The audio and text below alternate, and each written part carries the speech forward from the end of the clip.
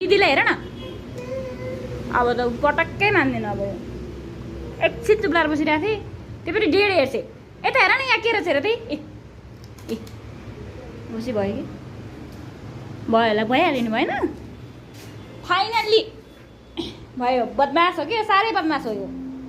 परेन त्यहीँ बस दिदीको घर जाऊ दिदीको घर जाऊ तिमी जाऊ दिदीसँग जाऊ ओ दिदीले फोटो खिच्ने रहेछ त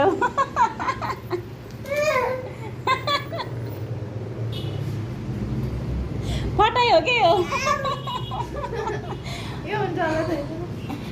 यही हुन्छ क्या हुन्छ हुन्छ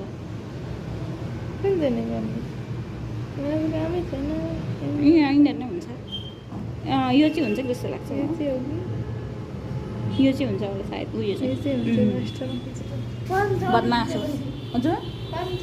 बदमास हो कि